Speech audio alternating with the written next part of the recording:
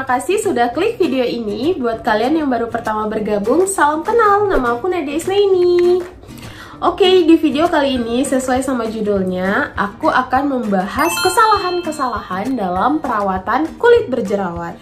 Jadi jerawat itu asalnya dari produksi hormon androgen yang ada di dalam tubuh. Jadi hormon androgen ini dia nanti akan menstimulasi dari produksi sebum. Sebum itu adalah minyak alami yang dikeluarkan tubuh yang fungsinya sebenarnya untuk proteksi. Tapi kalau jumlahnya terlalu berlebihan dan kemudian ada kontaminasi bakteri dari lingkungan, itu bisa menyebabkan jerawat. Makanya kondisi jerawat di setiap individu itu berbeda-beda. Ada yang saat remaja kondisi jerawatnya itu jauh lebih parah karena saat kita beranjak remaja itu produksi hormon androgen itu ikut meningkat. Jadi makanya kondisi jerawat di setiap individu itu berbeda-beda.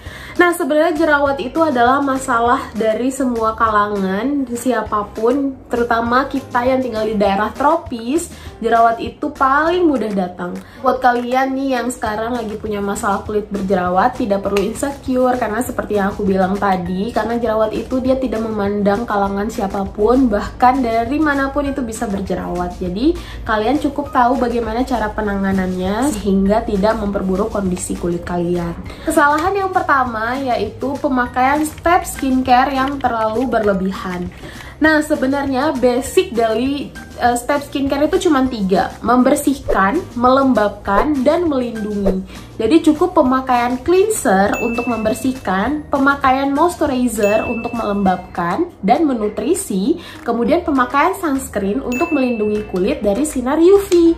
Jadi cukup 3 basic ini. Buat kalian yang lagi breakout parah, maka saran aku kalian istirahatkan dulu kulit kalian, cukup lakukan 3 step ini. Biarkan kulit kalian bernafas sejenak. Ini bisa membuat kulit kalian akan jauh lebih baik kondisinya. Nah, kalaupun mau nambah, kalian bisa cukup tambahkan obat totol jerawat nih. Jadi kalian cukup totolkan di bagian jerawat yang sedang radang-radangnya.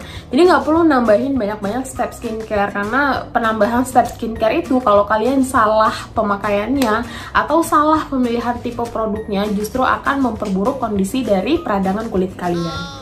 Kemudian yang kedua, aku sangat tidak menyarankan pemakaian dari DIY masker. Kenapa DIY masker? Karena seperti misalkan contohnya kalian menggunakan jus tomat di wajah. Nah, ini kan kalian nggak tahu nih kandungan tomat itu apa saja yang bisa dipakai di muka, apa saja yang tidak bisa dipakai di muka.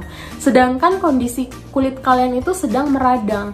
Nah, itu bisa memperburuk dari kondisi kulit wajah kalian. Makanya saran aku, semua produk skincare yang ada di pasaran itu semuanya sudah well research. Para apoteker, para farmasis itu sudah melakukan berbagai research untuk menghasilkan satu produk yang bagus. Jadi kalau kalian dapat info kalau misalkan jus tomat bisa memperbaiki kondisi berjerawat, maka kalian cukup pilih skincare yang ada kandungan dari ekstrak tomat.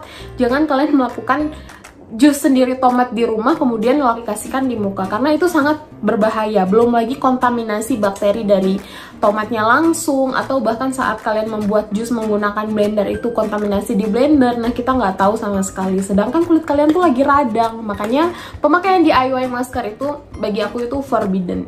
Oke, yang ketiga kita langsung masuk ke tipe exfoliate nih.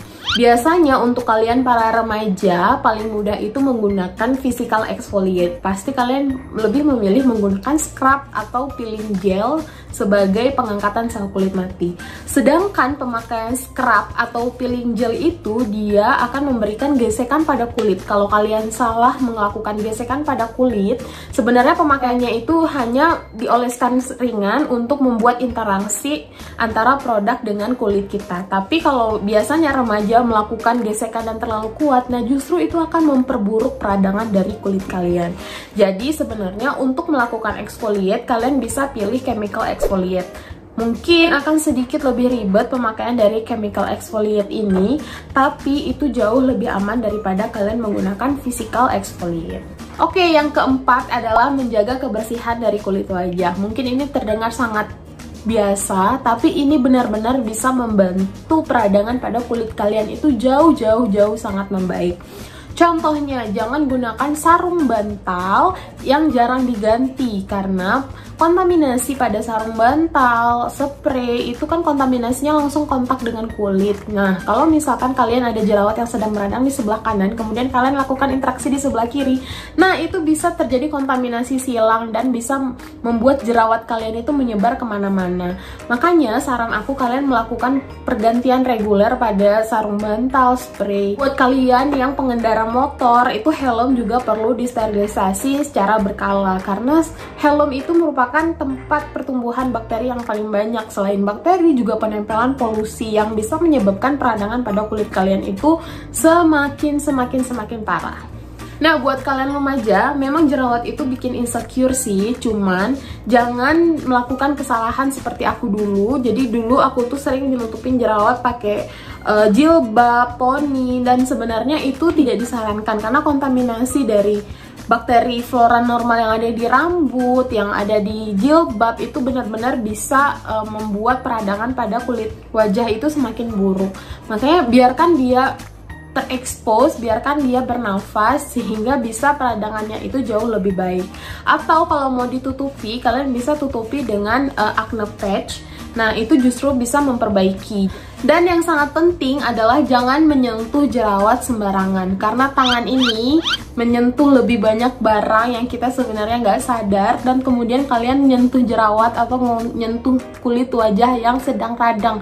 Nah, itu benar-benar sangat berbahaya, makanya kalian sebenarnya biasakan untuk tidak menyentuh wajah sembarangan. Kemudian yang terakhir yang tidak kalah penting, jangan sampai stres karena jerawat. Seperti yang aku katakan di awal tadi, jerawat itu tidak memandang kalangan manapun. Kalangan manapun bisa berjerawat. Jadi kalian jangan insecure dengan jerawat, jangan dibawa stres, karena stres itu juga bisa menstimulasi produksi dari androgen yang bisa menstimulasi sebum lebih banyak sehingga peradangan kulit kalian lebih parah. Oke guys, terima kasih. Semoga informasi ini bermanfaat.